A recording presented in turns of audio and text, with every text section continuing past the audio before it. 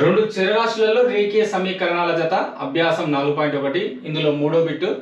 నేహ కొన్ని ప్యాంటులను మరియు స్కర్టులను కొనడానికి దుకాణంకు వెళ్ళింది.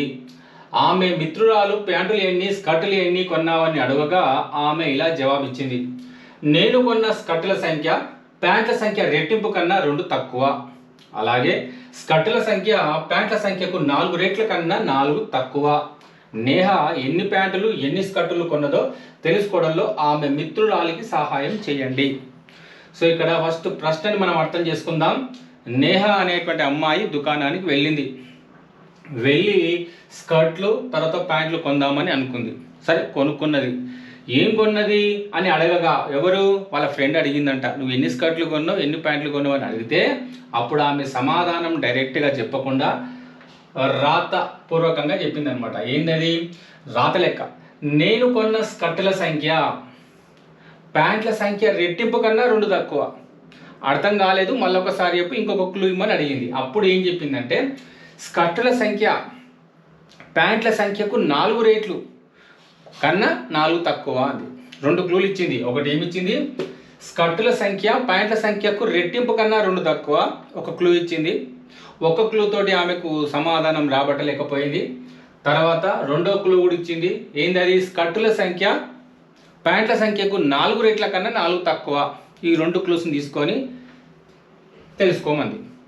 సో ఆమె మిత్రురాలికి మనం ఏమైనా సహాయం చేయాలి. ఏ రకంగా ఈ లెక్కను సాధించి పెట్టాలి, ఎట్లా చూద్దాం. ఫస్ట్ స్కర్టులు నేహ కొన్న స్కర్టులను మనం ఏమనుకుందాం? ఎక్స్ అనుకుందాం. స్కర్టులని ఎక్స్ అనుకుందాం. తర్వాత నేహ కొన్న ప్యాంట్లని మనం ఏమనుకుందామంటే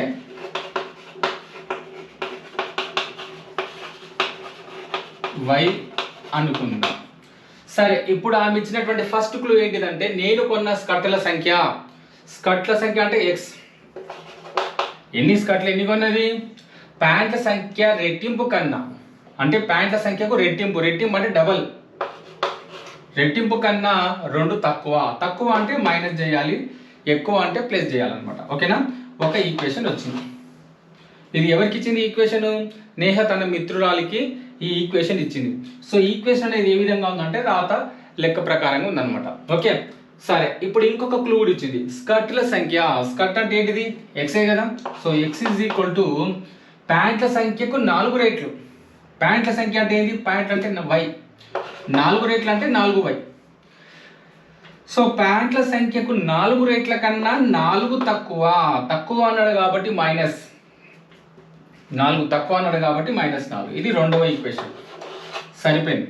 ఇప్పుడు 2 సమీకరణాలు వచ్చినాయి. ఓకేనా? 2 చరరాశులలో రేఖీయ సమీకరణం మనకు వచ్చింది.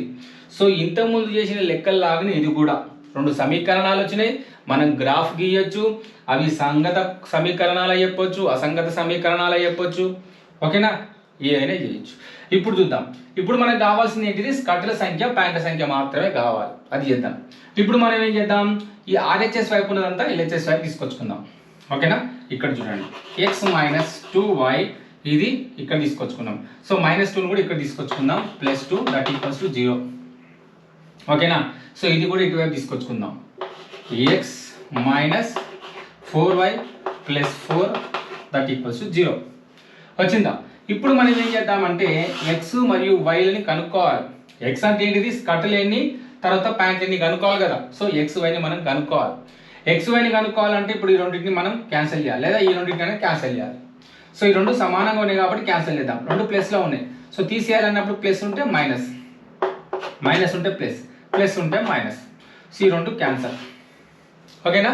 ఇది +4, ఇది -2. తీసేద్దాం. 4 ఇట నుంచి 2 పోతే 2, వైకి వై, పెద్దదానికి ప్లస్ కాబట్టి ప్లస్. ఇది +2 -4 అంటే -2 దట్ ఈక్వల్స్ టు 0. ఇప్పుడు 2y - 2 = 0 వచ్చింది కదా. అది ఇక్కడ రాస్తున్నా. 2y - 2 = 0 వచ్చింది. ఇప్పుడు -2ని ఏం చేద్దామంటే అటువైపు పంపించేద్దాం. So 2y = 2, y = 2/2. So y = 1. So మనకు తెలిసిపోయింది ఇక్కడ ప్యాంట్లు ఎన్ని కొన్నది ఆమె? ఒకటే ప్యాంటు కొన్నది. మరి స్కర్ట్స్ ఎన్ని కొన్నదో చూద్దాం. ఇందులో కానీ ఇందులో కానీ ఇందులో కానీ ఇందులో కానీ ఇందులో ఒక దాంట్లో ప్రతిక్షేపిస్తే y విలువ మనకు x విలువ తెలుస్తుంది అనమాట. సో సమీకరణం 1లో y = 1ని ప్రతిక్షేపించగా ఏమవుతుందో చూద్దాం. సో x ఇక్కడ ఏముంది? 2y - 2 ఉంది కదా, రాస్తున్నా 2y - 2, 2కి 2, y = ఎంత? 1 కదా. సో 1 - 2, 2 1 2, -2, 2 - 2 అంటే 0. సో x ఎంత? 0. y ఎంత వచ్చింది మనకు? 1 వచ్చింది. సో x అంటే ఏంటిది ఇక్కడ? స్కర్ట్స్.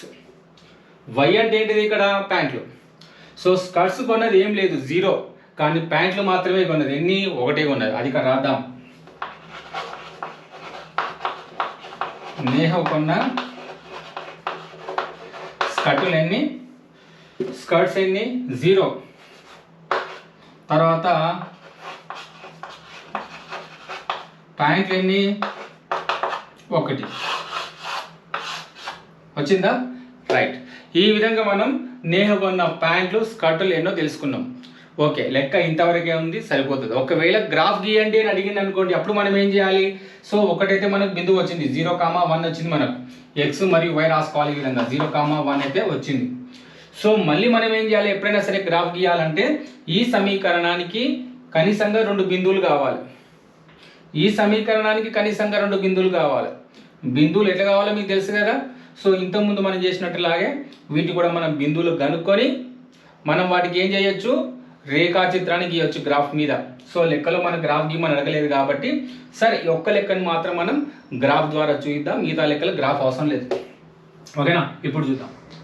ఇప్పుడు మనం చూద్దాం.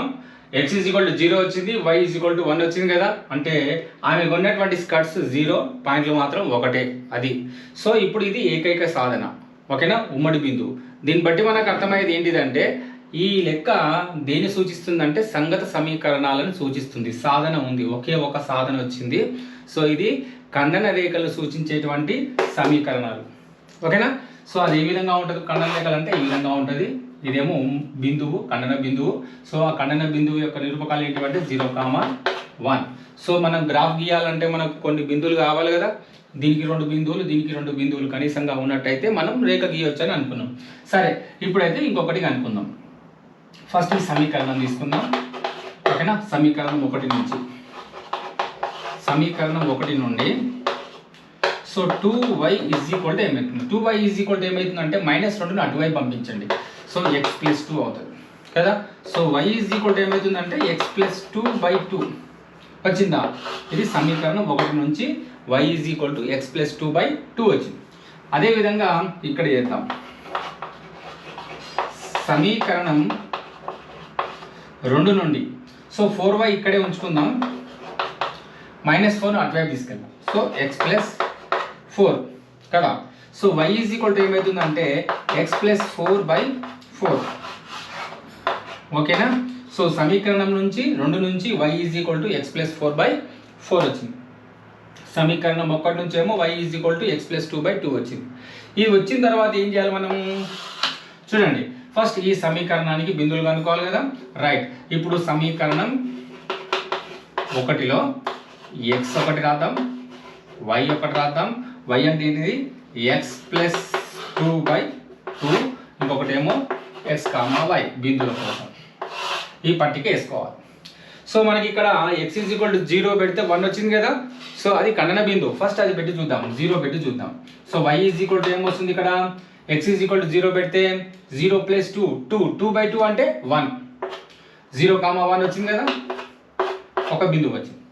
ఇప్పుడు నెక్స్ట్ ఇంకొకటి తీసుకుందాం, 2 తీసుకుందాం. సో y ఏమొస్తుంది చూద్దాం. ఇక్కడ 2 + 2 4, 4/2 అంటే ఎంత? 2. సో 2, 2 2 బిందువులు వచ్చినాయి. కనీసంగా 2 బిందువులు ఉంటే చాలు. అవసరం అనుకుంటే ఇంకొకటి తీసుకోవచ్చు. 4 తీసుకుందాం. y ఏమవుతుంది ఇక్కడ? 4 + 2 6, 6/2 అంటే 3. సో 4, 3.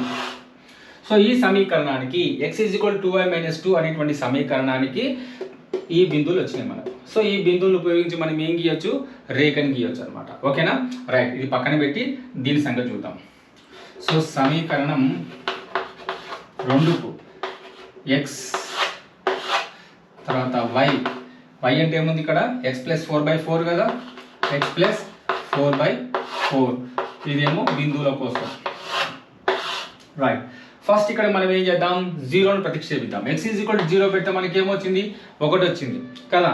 సో y = ఏమవుతుందో చూద్దాం. ఇక్కడ 0 పెట్టండి, 0 + 4 4, 4/4 1, 0, 1 వచ్చిందా, రైట్. సో ఇక్కడ 0 1 ఇక్కడ 0 1 వచ్చింది కాబట్టి ఇది ఏమవుతుందంటే సాధన అవుతుంది అనమాట. ఓకేనా, రైట్. సేమ్ వచ్చింది కాబట్టి సాధన అవుతుంది. నెక్స్ట్ ఇక్కడ ఏం పెడదామంటే 2 పెట్టి చూద్దాం. సో ఇక్కడ y = ఏమవుతుందో చూద్దాం. 2 + 4 ఎంత, 6, 6/4 ఇక్కడ రాస్తున్నాం. 6/4 ఏమవుతుంది ఇక్కడ, 2 2ల 2 ముళ్ళ, సో 3/2. 3/2 అంటే చూడండి ఇక్కడ 3 ఇక్కడ రాసుకుందాం డైరెక్ట్గా. 2 ఎక్కం 2, 1 పాయింట్ పెట్టేస్తున్నా, 2 5 10 ఎంత వచ్చింది, 1.5. సో 1.5 రాద్దాం. 2, 1.5. ఓకేనా. ఇప్పుడు 2 తీసుకుందాం, సారీ 4 తీసుకుందాం.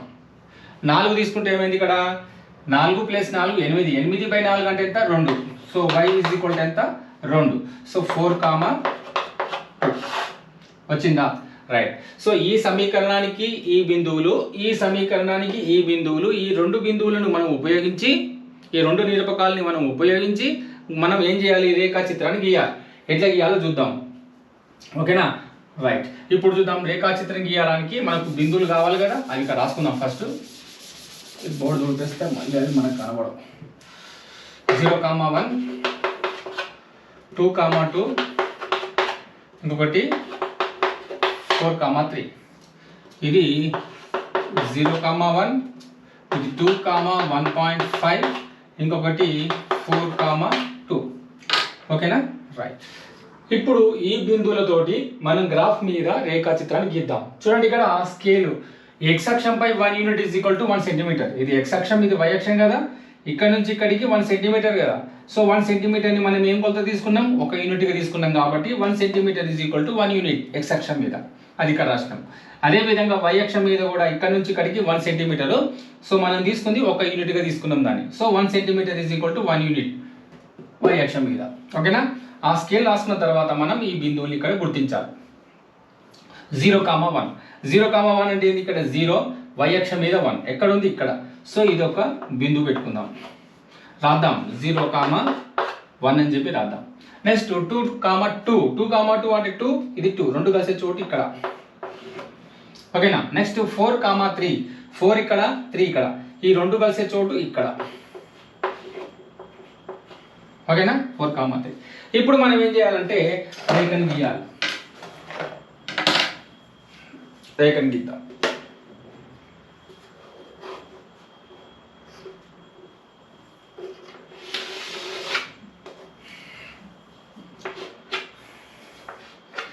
చూసినాం కదా, ఈ రేఖ దేన్ని సూచిస్తుంది, x = 2y - 2ను సూచిస్తుంది. ఓకేనా. నెక్స్ట్ ఇప్పుడు మళ్ళీ మనం ఏం చేయాలంటే ఈ బిందువులను ఉపయోగించి ఈ రేఖ మనం గీయాలి. ఈ రేఖ సమీకరణానికి సంబంధించిన రేఖను మనం గీయాలి. 0, 1 అంటే ఇదే 0, 1. Okay, right. ఇది ఒక బిందువు. నెక్స్ట్ 2, 1.5. 2, 1.5 అంటే ఇక్కడ. అంటే 1.5 అంటే 1కి తర్వాత 2కి మధ్యన ఇక్కడ తీసుకోవాలి. ఇక్కడ రాద్దాం. 2, 1.5. ఇంకోటి 4, 2. 4, 2 అంటే ఎక్కడ, ఇక్కడ. ఓకేనా, రైట్. ఇప్పుడు ఇది తీసుకున్నట్టయితే మనం ఇది ఈ బిందువు ఈ బిందువుని కలపాలి. ఓకేనా, చూడండి ఇక్కడ.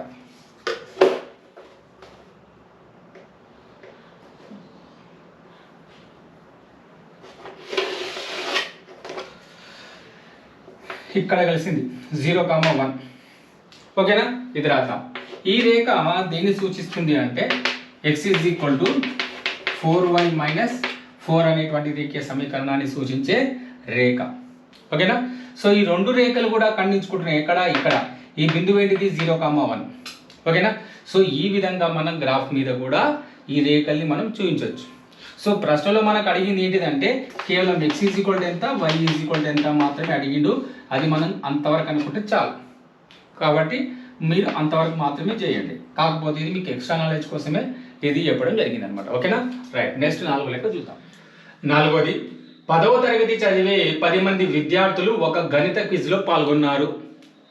దానిలో పాల్గొన్న బాలికల సంఖ్య బాలుర సంఖ్య కన్నా 4 ఎక్కువ అయినా ఆ క్విజ్లో పాల్గొన్న బాలికల సంఖ్యను బాలుర సంఖ్యను కనుగొనండి అన్నాడు. ఫస్ట్ ఇక్కడ బాలికలు ఇద్దరు ఆ తరగతిలో ఉన్నారు. సో బాలురు బాలికలు మొత్తం కలిపి ఆ తరగతిలో 10 మంది విద్యార్థులు కదా. సో ఫస్ట్ మనం ఏమనుకుందామంటే బాలురు వాళ్ళని మనం బి అనుకుందాం. నెక్స్ట్ బాలికలు వీళ్ళని జి అనుకుందాం. సో బి అంటే బాయ్స్, బాలికలు అంటే జి అంటే గర్ల్స్. ఓకేనా? సో వీళ్ళిద్దరూ కలిపి మొత్తం ఎంతమంది తరగతిలో 10 మంది. సో దాన్ని ఈ విధంగా రాసుకోవచ్చు మనం, b + g = 10. ఇది ఏంటిది? ఇది దత్తాంశం, ఇది వాడిచ్చిందే. ఓకేనా? రైట్. రెండోది ఏమన్నట్టు ఇక్కడ దానిలో పాల్గొన్న ఆ క్విజ్లో పాల్గొన్నటువంటి బాలికల సంఖ్య ఏ విధంగా ఉందంటే, సో g బాలికల సంఖ్య ఏ విధంగా ఉందంటే బాలుర సంఖ్య కన్నా 4 ఎక్కువ.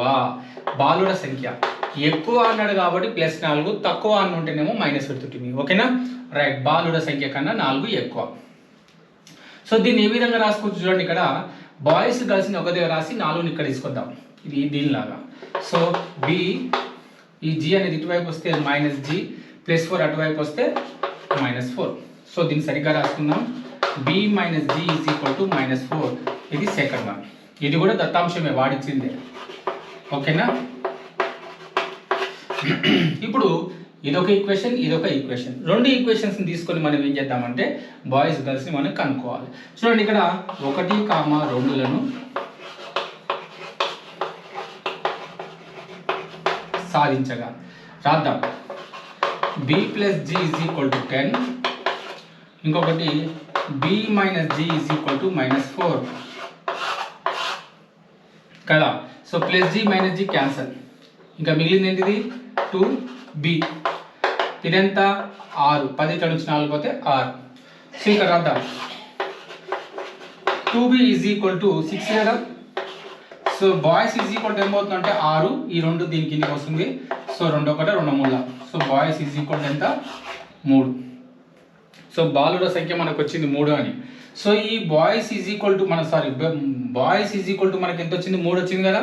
సో ఈ విలువను తీసుకెళ్ళి మనం ఎందులో చేయాలంటే ఈక్వేషన్ 1లో కానీ ఈక్వేషన్ 2లో కానీ మనం సబ్స్టిట్యూట్ చేయాలి. సో ఫస్ట్ ఈక్వేషన్ రాద్దాం. b + g = 10. ఇక్కడ బాయ్స్ ఎంత మనకు 3 వచ్చింది కదా. సో గర్ల్స్ మనం ఫైండ్ అవుట్ చేయాలి. సో గర్ల్స్ ఏమవుతుంది? ఈ 3 అనేది ఇటువైపు వచ్చి -3 అవుతుంది. సో గర్ల్స్ ఎంత? 7. ఇక్కడ రాద్దాం. బాలురు వచ్చేసి 3, బాలికలు వచ్చేసి 7. చూడండి తరగతి గదిలో మొత్తం ఎంతమంది? 10 మంది కదా. సో వీళ్ళిద్దరిని కలిపినట్టయితే మళ్ళీ మనకు 10 వస్తుంది. 7 + 3 10. ఓకేనా? ఈ విధంగా చేయాలి. నెక్స్ట్ 5వ లెక్క చూద్దాం. 5వ లెక్క, 5 పెన్సిళ్ళు మరియు 7 పెన్నుల మొత్తము ధర 50 రూపాయలు.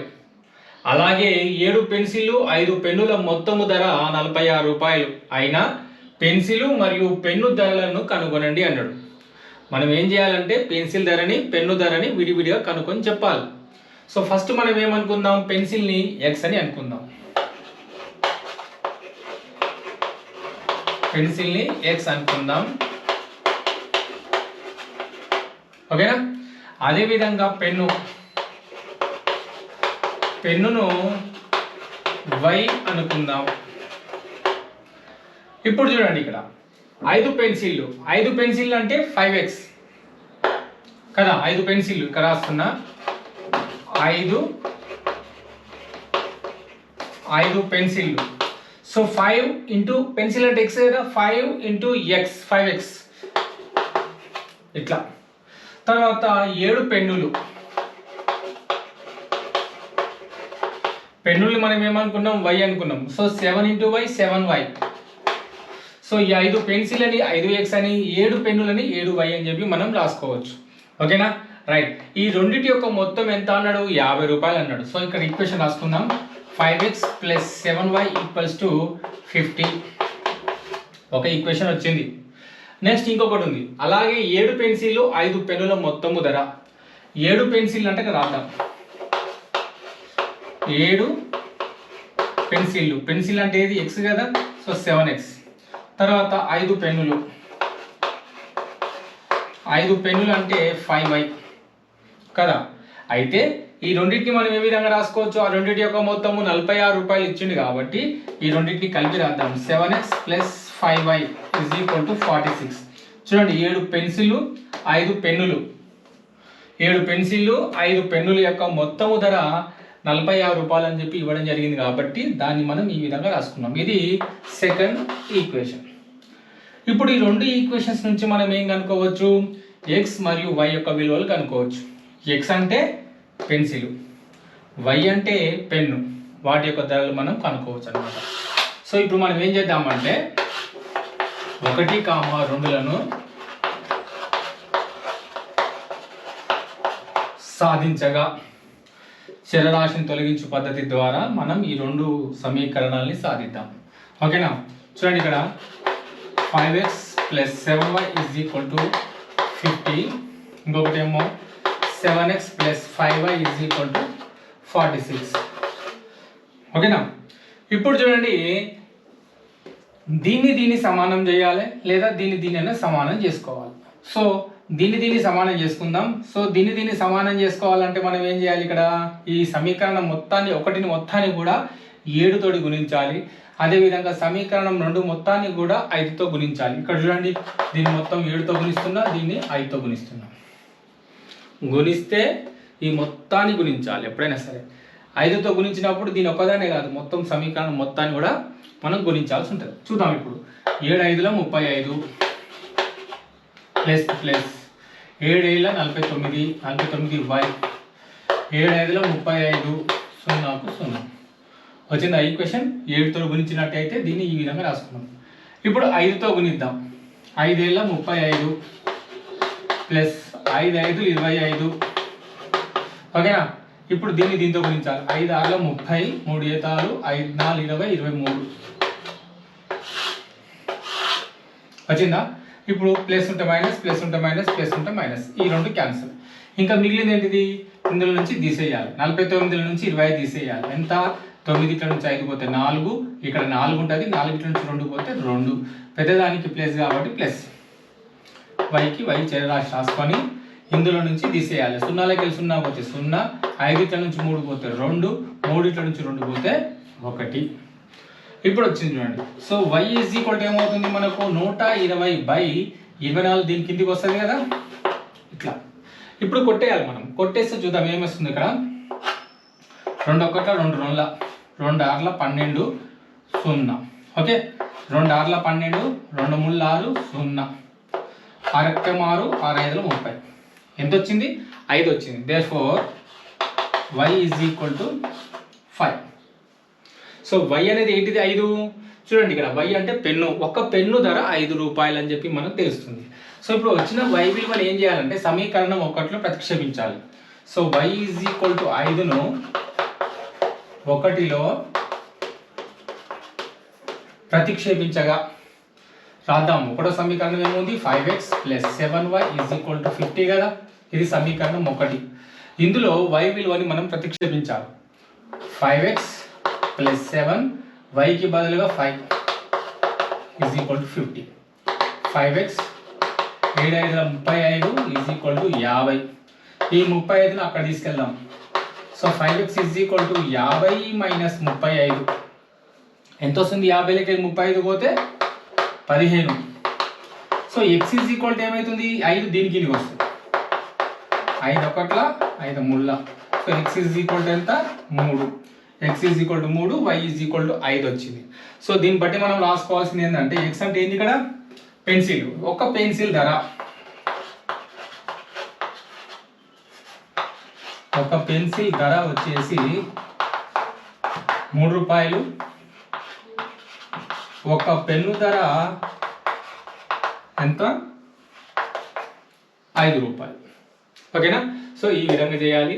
తర్వాత ఒకవేళ మీరు రేఖాచిత్రాన్ని గీయాలనుకుంటే ఇంతకుముందు చేసినట్టే చేయాలన్నమాట. అంటే ఈ సమీకరణానికి ఏది 1వ సమీకరణానికి 2 బిందువులు, ఈ సమీకరణానికి 2 బిందువులు వచ్చేటట్టుగా కనీసంగా, ఓకేనా? ఆ విధంగా రాసుకొని మళ్ళీ మనం రేఖాచిత్రాన్ని గీయొచ్చు. కానీ లెక్కలు అడగలేదు కాబట్టి మనం ఇంతవరకు ఆపుదాం అనుకున్నాం కదా, చాలు ఇంతవరకు ఓకే. నెక్స్ట్ 6వ లెక్క చూద్దాం.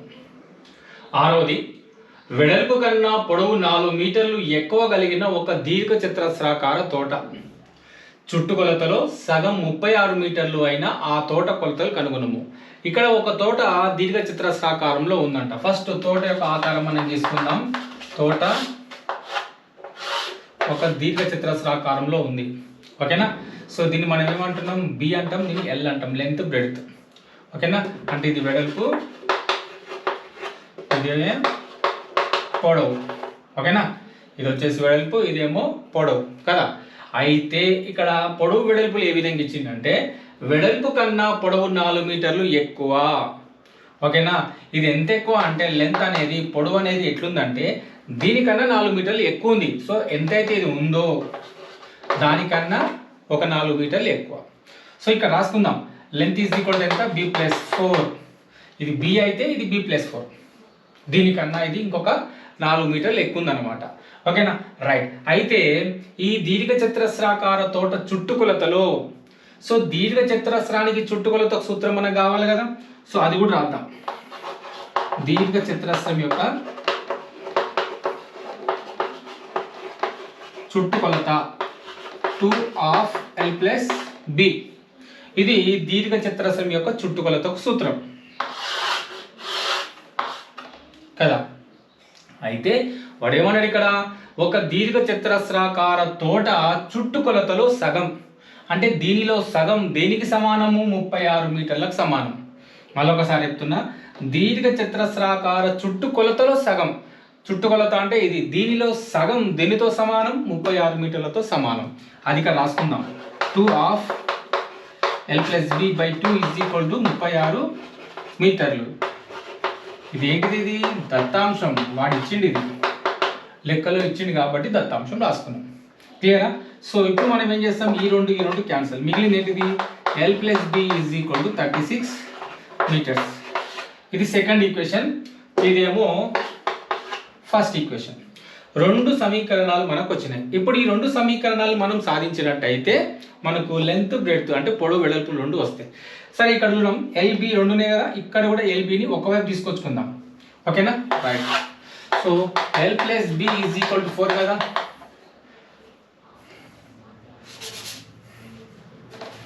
ఇక్కడ చూడండి l = b+4 కదా.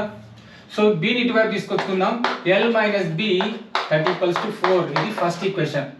సెకండ్ ఈక్వేషన్ వచ్చేసి l+b = 36 మీటర్స్. ఈ రెండు వచ్చినాయి.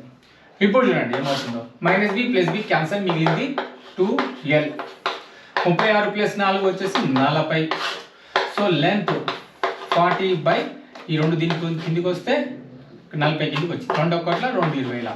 So l = 20. ఏంటిది, ఇది మీటర్లు. సో ఇక్కడ అన్ని మీటర్లో ఇచ్చింది కాబట్టి మనం మీటర్లు రాసుకున్నాం. పొడవు = 20 మీటర్లు. పొడవు వచ్చిన తర్వాత దాన్ని తీసుకెళ్ళి ఏం చేయాలి, సమీకరణం 1లో కానీ 2లో కానీ మనం ప్రతిక్షేపించుకోవాలి. సో l = 20ను సమీకరణం 1లో ప్రతిక్షేపించగా ఏమవుతుంది, అప్పుడు l - b = 4 కదా. సో l రాసుకుంటున్నాం, సారీ l బదులుగా 20 రాసుకుంటున్నాం, -b = 4 కదా. సో -bని అటువైపు తీసుకెళ్దాం, ఈ 4ని ఇటువైపు తీసుకొద్దాం. సో 20 - 4 ఎంత, 16. సో b = ఎంత, 16. సో ఇక్కడ రాసుకుందాం, లెంత్ అంటే పొడవు = 20 మీటర్లు.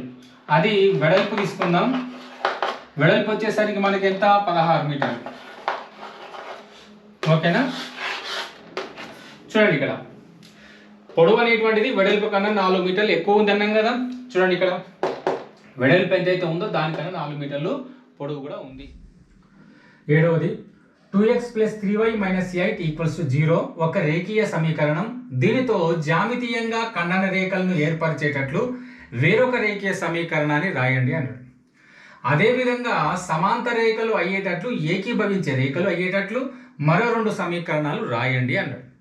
సరే, ఫస్ట్ మనం ఏం చేద్దామంటే ఒక రేఖీయ సమీకరణం అది ఏ రూపంలో ఉంటుంది? a1x plus b1y plus c1 equals to 0. ఇది ఒక రేఖీయ సమీకరణం కదా. సో దాని యొక్క పరిమాణం ఒకటి ఉంటుంది అనమాట రేఖీయ సమీకరణం అంటే, తెలుసు కదా, రైట్. సో ఇక్కడ a1x plus b1y plus c1 equals to 0 ఒక రేఖీయ సమీకరణం. ఇంకొక రేఖీయ సమీకరణం తీసుకుందాం, a2x plus b2y plus c2 equals to 0. ఇది ఇంకొక రేఖీయ సమీకరణం.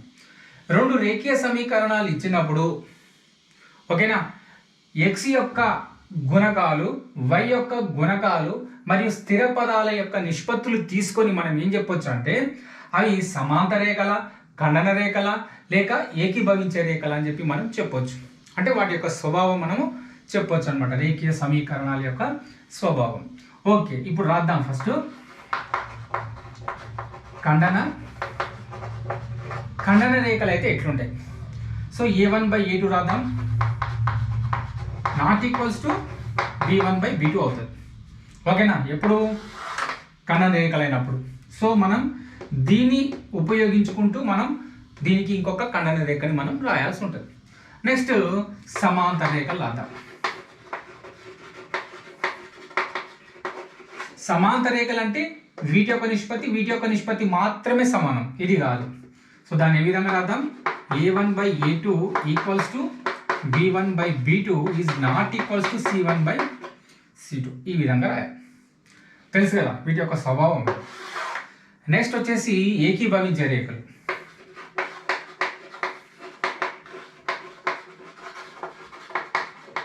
ఏకీభవించే రేఖలు ఏ విధంగా ఉంటాయి? a1/a2 equals to b1/b2 equals to c1/c2 ఈ రూపంలో ఉంటుంది. సో ఇప్పుడు మనం రాయాల్సింది ఏంటిది? ఫస్ట్ ఇచ్చినటువంటి ఈ రేఖీయ సమీకరణం ఏదైతే ఉందో దానికి ఒక ఖండన రేఖని మనం రాయాలి. First 2x plus 3y minus 8 equals to 0 ఒక రేఖీయ సమీకరణం అయితే దీనితో జ్యామితీయంగా ఖండన రేఖల్ని ఏర్పరిచేటట్లు వేరొక రేఖీయ సమీకరణం రాయండి అన్నాడు కదా. ఇప్పుడు రాద్దాం.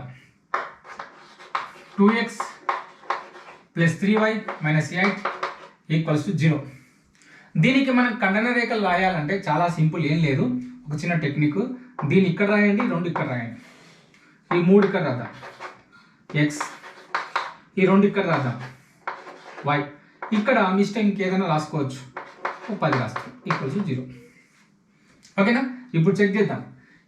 a1/a2 అన్నాడు కదా, ఇక్కడ ఏం రాయాలి? 2/3 కదా, 2/3 నాట్ ఈక్వల్స్ టు 3/2. ఈ 2 సమానమా? కాదు. కాబట్టి ఈ 2 రేఖలు కూడా పరస్పరం ఖండన రేఖలు అని చెప్పి మనకు తెలుస్తుంది. ఓకేనా, 1 and 2 ఈ 2 రేఖలు కూడా ఖండన రేఖలు. మనం ఖండన రేఖకు ఒక ఉదాహరణ కూడా మనం రాయడం జరిగింది అనమాట. ఓకేనా, ఇకపోతే ఈ స్థిర పదం అనేది మీరు ఏదైనా రాసుకోండి, నో ప్రాబ్లం. ఓకేనా, రైట్. సమాంతర రేఖల దగ్గరికి వద్దాం. సో సమాంతర రేఖలు రాయడానికి ఒక చిన్న టెక్నిక్ ఏంది? ఇక్కడ ఇంతవరకు ఏదైనా ఒక సంఖ్య తీసుకొని గుణించేద్దాం. ఏ విధంగా గుణిద్దామో చూద్దాం. 2x plus 3y minus 8 equals 0 కదా. సో ఇక్కడ a1a2 b1b2 రెండు మాత్రమే సమానం. కాబట్టి మీరు ఏం చేయండి, ఇక్కడ ఏదైనా ఒక సంఖ్య తీసుకొని దీన్ని గుణించండి, దీన్ని కాదు, ఈ రెండింటినే గుణించండి. సపోజ్ నేను ఇక్కడ ఒక 2 తీసుకుంటున్నా. 2 2 4, 4x, 2 3 6. ఈ రెండింటినే 2 చేత నేను గుణించిన. మైనస్ ఇక్కడ మిస్టేక్ ఏదైనా రాసుకోండి, 11 ఈక్వల్స్ 0. ఓకేనా, మళ్ళీ ఇప్పుడు ఏం చేస్తున్నా, ఒక నెంబర్ వేరే నెంబర్ తీసుకుంటున్నా, 3 నెంబర్ తీసుకుందాం. సో 3తో దీన్ని ఇంటూ చేద్దాం, దీన్ని కాదు. 3 2 6, 3 3 9, 9y. ఇక్కడ ఏదైనా నెంబర్ పెట్టుకుందాం, 15. ఓకేనా, దట్ ఈక్వల్స్ టు 0.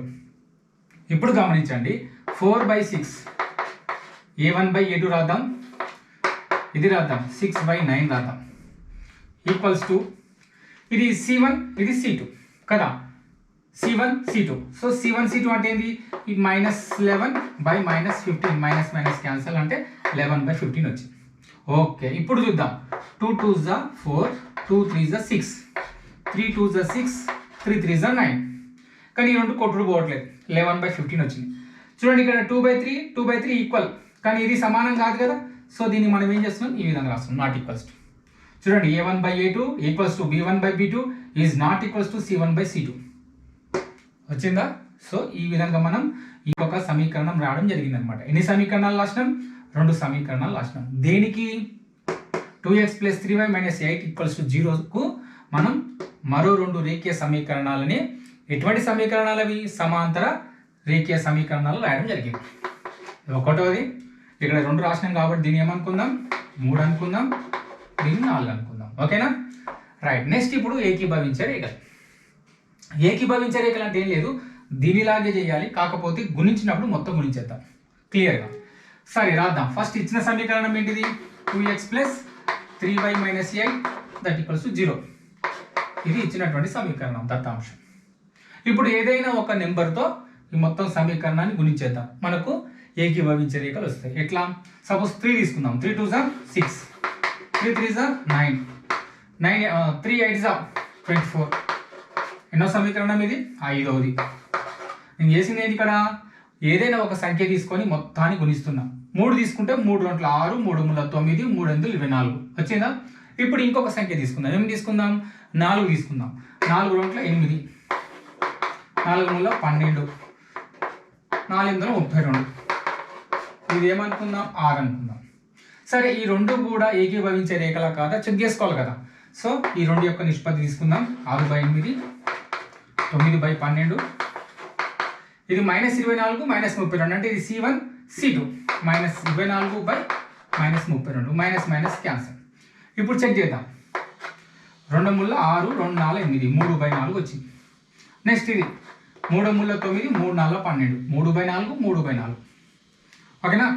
8 3 24, 8 4 32, 3/4. చూడండి ఇక్కడ 3/4 = 3/4 = 3/4 అన్ని సమానంగా వచ్చినాయి.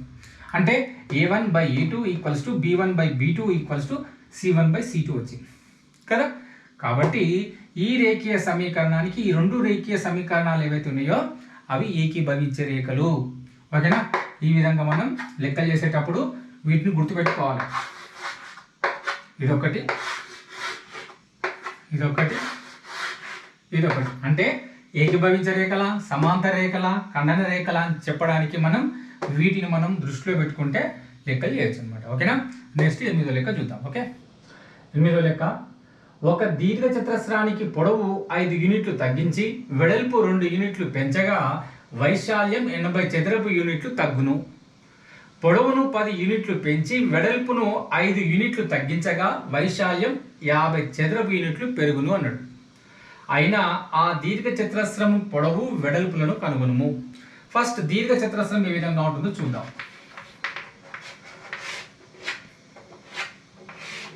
ఇది ఒక దీర్ఘ చతురస్రం కదా. దీన్ని మనం లెంత్ అంటే పొడవు, ఇది బ్రెడ్త్ అంటే వెడల్పు కదా. ఒక దీర్ఘ చతురస్రం యొక్క వైశాల్యం రాద్దాం. ఫస్ట్ దీర్ఘ చతురస్రం యొక్క వైశాల్యం ఎంత? LB. ఇది ఫస్ట్ ఒక సమీకరణం, రైట్. అయితే ఇక్కడ వాడు ఏమన్నాడంటే ఒక దీర్ఘ చతురస్రానికి పొడవు 5 యూనిట్లు తగ్గించగా, పొడవు అనేటువంటిది ఎన్ని యూనిట్లు తగ్గిస్తున్నాడు? ఇక్కడ 5 యూనిట్లు తగ్గిస్తున్నాడు. సో ఇక్కడ రాద్దాం. తగ్గించిన పొడవు ఎంత? L-5. సో ఇక్కడ పొడవును తగ్గించగా ఎన్ని యూనిట్లు తగ్గించగా? 5 యూనిట్లు తగ్గిస్తే వచ్చేటువంటి పొడవు ఎంత? L-5. ఓకేనా? ఇక్కడ బొమ్మ గీస్తున్నాను. ఇది L-5 పొడవు. వెడల్పు ఏం చేస్తున్నాడు? ఇక్కడ 2 యూనిట్లు పెంచగా, పెంచిన వెడల్పు. వెడల్పు పెంచినప్పుడు ఏమవుతుందంటే ఇక్కడ B ప్లస్ ఎన్ని యూనిట్లు పెంచింది? ఇక్కడ 2 పెంచింది కాబట్టి 2ను కలపాలి. సో B ప్లస్ 2 యూనిట్లు. సో అది ఇక్కడ రాద్దాం. B plus 2. ఇప్పుడు చూడండి, ఈ విధంగా చేయడం వల్ల వీటి యొక్క వైశాల్యం ఏమవుతుందంటే 80 చదరపు యూనిట్లు తగ్గుతుందంట. అప్పుడు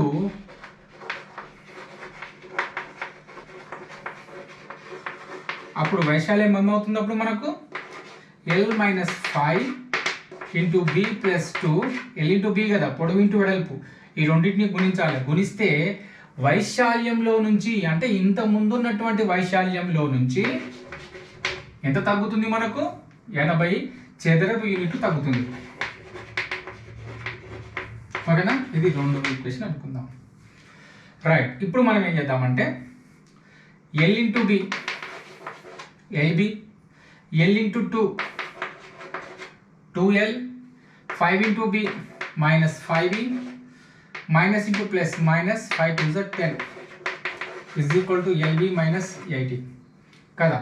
ఇప్పుడు ఏం చేద్దాం, ఇక్కడ RHS వైపు ఉన్నదంతా LHS వైపు తీసుకొచ్చుకుందాం, గుర్తులు మారుతాయి.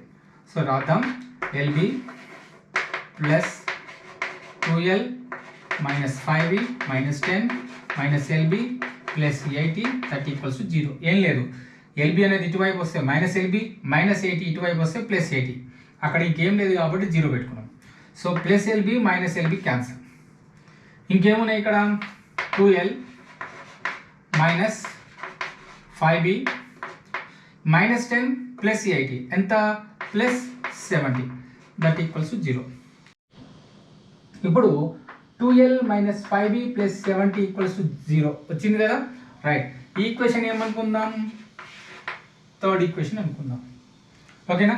రైట్, ఇప్పుడు ఏం చేద్దామంటే నెక్స్ట్ ఇంకొకటి ఇచ్చిండు. ఏమి ఇచ్చిండు, పొడవును 10 యూనిట్లు పెంచగా, ఇక్కడ ఈ దీర్ఘ చతురస్రంలో పొడవును ఎన్ని యూనిట్లు పెంచుతున్నాం, 10 యూనిట్లు పెంచుతున్నాం. అప్పుడు ఏమైంది L ప్లస్ 10 వెడల్పును 5 యూనిట్లు తగ్గిస్తున్నాడు. సో ఇక్కడ B మైనస్ 5 అనుకుందాం. అప్పుడు ఏం జరిగింది, ఇక్కడ వైశాల్యం 50 చదరపు యూనిట్లు పెరిగింది అన్నాడు. సరే, ఇప్పుడు ఇక్కడ వైశాల్యం ఈజ్ ఈక్వల్ టు ఏమవుతుందంటే ఎల్ ప్లస్ 10 పొడవు ఇంటూ వెడల్పు కదా, right, into B minus 5 that equals to రెండింటిని గుణిస్తే అప్పుడు ఏమవుతుందంటే వైశాల్యం అనేటువంటిది 50 చదరపు యూనిట్లు పెరుగుతుంది. సో వైశాల్యం యాక్చువల్గా ఎల్బి కదా, ఇది వైశాల్యం, దీనిక చతురస్రం యొక్క వైశాల్యం ఎల్బి, అది పెరుగుతుంది అనమాట. ఎంత పెరుగుతుంది, ఇక్కడ 50 చదరపు యూనిట్లు పెరుగుతుంది. సో పెరుగుతుంది కాబట్టి ప్లస్ పెట్టుకోవాలి, తగ్గితే మైనస్ పెట్టుకోవాలన్నమాట. ఓకేనా, ఇది ఇంకొక ఈక్వేషన్, ఇది 4th వన్ అనుకుందాం. ఇప్పుడు రెండింటిని గురించి రాద్దాం. L into B LB, L into 5 minus 5L, 10 into B plus 10B. ఓకేనా, 15 50 minus 50 that equals to LB plus 50. ఇప్పుడు RHS వైపు ఉన్నది అంతా కూడా LHS వైపు తీసుకొచ్చుకుందాం, ఇక్కడ వేసినాం కదా అట్లా. So LB minus 5L plus 10B minus 50 plus LB ఇటువైపు వస్తే మైనస్ LB ప్లస్ 50 ఇటువైపు వస్తే minus 50 that equals to 0. Minus LB plus LB cancel. ఇంకా మిగిలింది ఏంటిది, మైనస్ 5L, ఇది plus 10B minus 50 minus 50 minus 100 that equals to 0. So ఇక్కడ దీన్ని మనం మైనస్తో గుణించినట్టయితే ఏమవుతుందంటే 5L minus 10B plus 100 that equals to 0. ఇది 5th ఈక్వేషన్. ఇక్కడ దీన్ని ఏం చేసిన అంటే మైనస్ పెట్టి గుణించినాం. సో ఇది మైనస్తో గుణించినట్టయితే minus into minus plus, minus into plus minus, minus into minus plus. ఓకేనా, సో మన 5th ఈక్వేషన్ వచ్చింది. ఇక్కడ మనం గమనిస్తే 3rd equation and 5th equation 3, 5 ఈ రెండు సమీకరణాలను కనుక మనం సాధిస్తే మనకు ఎల్ మరియు బి విలువలు వస్తాయి. ఎల్ అంటే ఏంటిది, పొడవు, బి అంటేనేమో వెడల్పు. కాబట్టి మనం ఇక్కడ సాధించాల్సిన సమీకరణాలు ఏంటివి, 3 మరియు 5. ఈ రెండు సమీకరణాలను మనం సాధించాల్సి ఉంటుంది అనమాట. ఏంటివి రాద్దాం, ఇక్కడ 2L minus 5B plus 70 equals to 0, ఇది 3rd వన్. 5th వన్ ఏంటిది, ఇక్కడ 5L minus 10B plus 100 that equals to 0, ఇది 5th వన్. సో ఫస్ట్ ఈ రెండు సమీకరణాలను ఒకసారి చూద్దాం. ఇక్కడ ఈ రెండు సమీకరణాల యొక్క స్వభావం ఎటువంటిది, అవి ఖండన రేఖలను ఇస్తున్నాయా, సమాంతర రేఖలను ఇస్తున్నాయా, ఏకీభవించే రేఖలను ఇస్తున్నాయా, ఒకసారి చూద్దాం. ఈ రెండింటి యొక్క నిష్పత్తి 2/5, వీటి యొక్క నిష్పత్తి 5/10. So 2/5 is not equals to 5/10. So ఈ రెండు సమానం కావు కాబట్టి అవి ఖండన రేఖలను ఇస్తాయని చెప్పి మనకు తెలుస్తుంది. సో ఖండన రేఖలు కావాలంటే మనం ఈ రెండింటిని కూడా మనం చరరాశిని తొలగించే పద్ధతి ద్వారా కూడా సాధించవచ్చు అనమాట. ఇప్పుడు మనం చేద్దాం. ఓకే,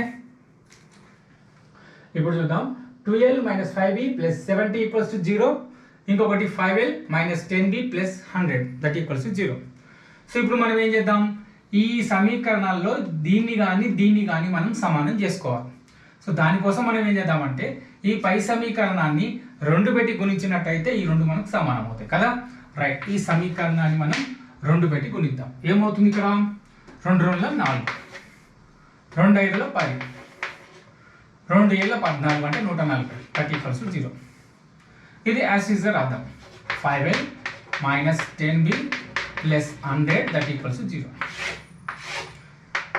ఇది ఈ 2 మైనస్లో ఉన్నాయి కదా, కొట్టివేయాలంటే గుర్తులు చేంజ్ కావాలంటే తీసేద్దాం. ప్లస్ ఉంటే మైనస్, ప్లస్ ఉంటే మైనస్, మైనస్ ఉంటే ప్లస్ కదా. ఈ 2 క్యాన్సల్. ఇక్కడ 4 minus 5 అంటే మైనస్ l. ఇది minus 100 plus 140 అంటే ప్లస్ 40 that equals to 0. ఇది క్యాన్సల్ అయింది. సో ఇక్కడ మనం ఏం రాయొచ్చు, minus L plus 40 that equals to 0 అయితే మైనస్ ఎల్ను అటువైపు తీసుకెళ్దాం. L is equal to 40. ఏంటిది ఇది, ఎల్ ఈజ్ ఈక్వల్ టు 40 అంటే పొడవు. సో పొడవు అనేటువంటిది 40 యూనిట్లు. ఓకేనా. దీన్ని తీసుకెళ్ళి మనం ఏం చేయాలంటే ఇందులో కానీ మనం ప్రతిక్షేపించి చూసుకుంటే అప్పుడు బి విలువ కూడా మనకు వస్తుంది అనమాట. Okay right. L is equal to 40ను సమీకరణం 3లో ప్రతిక్షేపించగా సమీకరణం 3 రాద్దాం. 2l minus 5b plus 70 that equals to 0. ఓకేనా. సో 2కి 2 l అంటే 40 minus 5b plus 70 that equals to 0. Right. 2 40 80 minus 5b plus 70 that equals to 0. ఇప్పుడు ఏం చేద్దాం, మైనస్ 5bని అక్కడ తీసుకెళ్దాం. మైనస్ 5bని అక్కడ తీసుకెళ్ళాం ఎందుకు అంటే మనం ఏదైతే కనుక్కుంటున్నామో దానికి ధనాత్మకమైన విలువ ఉంటే బాగుంటుంది కదా. సో మైనస్ 5bని అటువైపు తీసుకెళ్దాం, మిగతావి ఇక్కడే ఉంచుకుందాం. 80 plus 70 ఎంత, 80 plus 70 ఎంత, 150 that equals to 5b. So b is equal to ఏమవుతుంది మనకు 5 దీని కిందకి వస్తుంది అంటే 150 కిందకి 5 వస్తుంది. 5 1 5 30 150. Therefore b is equal to 30 units. b is equal to 30 units అంటే ఏంటిది, వెడల్పు. సో ఇక్కడ మనకు వచ్చింది ఏంటిది, వెడల్పు అనేటువంటిది 30 యూనిట్లు వచ్చిందన్నమాట. సో ఇక్కడ మనకు పొడవు వచ్చింది 40 యూనిట్లు, వెడల్పు ఏమో 30 యూనిట్లు వచ్చింది. ఓకేనా. ఈ విధంగా ఒక దీర్ఘచతురస్రం యొక్క పొడవు వెడల్పును కనుక్కోవచ్చు. నెక్స్ట్ 9వ లెక్క చూద్దాం. 9వది, ఒక తరగతిలో బెంచికి 3 విద్యార్థుల చొప్పున కూర్చొనగా ఒక విద్యార్థికి కూర్చునేందుకు స్థలం ఉండదు. బెంచికి 4 విద్యార్థులు కూర్చునచో ఒక బెంచి ఖాళీగా మిగిలిపోను. అయినా ఆ తరగతిలోని విద్యార్థులు ఎందరో బెంచీలు ఎన్ని కనుగొనము అన్నాడు. ఇది ప్రశ్న. సో ఇప్పుడు మనం ఏం చేద్దామంటే ఫస్ట్ విద్యార్థుల సంఖ్య రాద్దాం. విద్యార్థుల సంఖ్య వచ్చేసి x అనుకుందాం. అదేవిధంగా బెంచీల సంఖ్యని ఏమనుకుందామంటే y అనుకుందాం. ఇప్పుడు బెంచీల మీద కూర్చునేటువంటి పిల్లలు ఎవరైతే ఉన్నారో వాళ్ళని ఏమనుకోవాలంటే బెంచీల మీద కూర్చున్న విద్యార్థుల సంఖ్య xy. ఒక బెంచ్ మీద ఒక పిల్లాడు కూర్చుంటాడు. సో బెంచ్ మీద విద్యార్థులు ఎంతమంది కూర్చుంటే అట్లా రాయాలి. ఇప్పుడు ఒక బెంచ్ మీద ఒక విద్యార్థి కూర్చుంటే 1y, ఒక బెంచ్ మీద 2 విద్యార్థులు కూర్చుంటే 2y, ఒక బెంచ్ మీద 3 విద్యార్థులు కూర్చుంటే 3y. విద్యార్థుల సంఖ్య x, ఇది బెంచ్ల సంఖ్య y, x ఇంటూ y. ఓకేనా. ఒక విద్యార్థి కూర్చుంటే బెంచ్ మీద 1y, 2 విద్యార్థులు కూర్చుంటే 2y, 3 విద్యార్థులు కూర్చుంటే 3y. క్లియరా. రైట్. ఇప్పుడు మనం ఏం చేయాలంటే ఒక బెంచికి 3 విద్యార్థులు కూర్చుంటున్నారు. అట్లా కూర్చుంటే ఒక విద్యార్థి మిగులుతున్నాడు. రైట్, అది రాద్దాం. 3y is equal to x minus 1. విద్యార్థుల్లో నుంచి ఒక విద్యార్థి మిగిలిపోతున్నాడు అనమాట, x మైనస్ 1. క్లియరా. రైట్, ఇది ఒక ఈక్వేషన్ అనుకుందాం. ఇదే ఈక్వేషన్ని మనం ఏ విధంగా రాసుకోవచ్చు అంటే చూడండి ఇక్కడ ఈ ఎక్స్ ఉంది కదా, ఎక్స్ రాసుకుందాం. 3y ఉంది కదా, ఇది RHS వైపు తీసుకొచ్చుకుందాం. -3y -1కి -1 ఈక్వల్స్ టు 0. ఎందుకంటే ఇవన్నీ ఇటువైపు వచ్చిన తర్వాత అక్కడ ఏం మిగలేదు కాబట్టి దట్ ఈక్వల్స్ టు 0. సో దీన్ని ఈక్వేషన్ 1 అనుకుందాం. దీన్ని x -3y -1 ఈక్వల్స్ టు 0. ఇది ఒక ఈక్వేషన్. ఇప్పుడు ఇందులోనే రెండో ఈక్వేషన్ ఏముందంటే బెంచికి నలుగురేసి విద్యార్థులు కూర్చున్నచో, ఒక బెంచికి నలుగురు విద్యార్థులు కూర్చుంటే ఏమవుతుందంటే ఒక బెంచి ఖాళీగా మిగిలిపోతుందంట. ఓకేనా? సో ఇక్కడ రాద్దాం. ఒక బెంచ్ మీద నలుగురు విద్యార్థులు కూర్చుంటే ఒక బెంచి మిగిలిపోతుంది అనమాట. సో ఒక బెంచి మిగిలిపోతుంది అంటే ఎంతమంది విద్యార్థులను కూర్చోబెట్టచ్చు? ఆ బెంచ్ మీద 4 విద్యార్థులను కూర్చోబెట్టచ్చు. సో x+4 ఇంకా అదనంగా ఆ విద్యార్థుల సంఖ్యకి ఇంకా 4 కూర్చోబెట్టినట్టయితే, అంటే ఆ తరగతిలో ఉన్న విద్యార్థులకి ఇంకొక 4 విద్యార్థులు కలిపితే అప్పుడు సరిపోతుంది అనమాట. ఎందుకు? ఒక బెంచ్ మిగిలింది కదా. సో ఆ బెంచ్ మీద కూర్చోబెట్టడానికి ఇంకొక 4 విద్యార్థులు కావాలి కాబట్టి +4 రాసుకుందాం. క్లియరా? ఇది సెకండ్ ఈక్వేషన్. దీన్నే కరెక్ట్గా రాసుకుందాం. x ఇక్కడ 4y అటువైపు వస్తే -4y +4 దట్ ఈక్వల్స్ టు 0. ఇది సెకండ్ ఈక్వేషన్. ఓకేనా? ఇప్పుడు ఫస్ట్ ఈక్వేషన్, సెకండ్ ఈక్వేషన్ రెండింటిని మనం సాధించాలి. ఏ విధంగా సాధించాలి ఇప్పుడు చూద్దాం. x -3y -1 ఈక్వల్స్ టు 0 కదా. సో -1 అటువైపు తీసుకెళ్దాం. 1 ఇది first equation. Next x -4y equals to +4 అటువైపు తీసుకెళ్తే -4 ఇది సెకండ్ ఈక్వేషన్. ఇప్పుడు చూడండి, ఇది ఇక్కడ ప్లస్ ఇక్కడ ప్లస్ తీసేద్దాం. ప్లస్ ఉంటే మైనస్, మైనస్ ఉంటే ప్లస్, మైనస్ ఉంటే ప్లస్, ఈ రెండు క్యాన్సల్. +4y -3y అంటే y 1y వస్తుంది అన్నమాట. So +4 +1 y. So y is equal to ఎంత? 5. సో 5 ఏదైతే y ఈజ్ ఈక్వల్ టు 5 వచ్చిందో దీన్ని సమీకరణం 1లో ప్రతిక్షేపించదాం. ఇందులో ప్రతిక్షేపిస్తే ఏమవుతుంది? మనకు x విలువ వస్తుంది. సో ఏ విధంగా వస్తుందో చూద్దాం. x -3y is equal to 1 కదా. సో x -3కి 3, y అంటే ఎంత? 5 that is equal to 1. x 3 5 15 that is equal to 1. ఈ -15 అటువైపు తీసుకెళ్తే ఏమవుతుంది? ఇక్కడ x is equal to 1 + 15. So 16. x is equal to ఎంత? 16. y ఈజ్ ఈక్వల్ టు ఎంత? 5. సో ఇక్కడ బెంచీలు 5 ఉన్నాయి, విద్యార్థులు ఏమో 16 మంది ఉన్నారు. ఓకేనా? సో ఈ విధంగా లెక్క చేయాలి.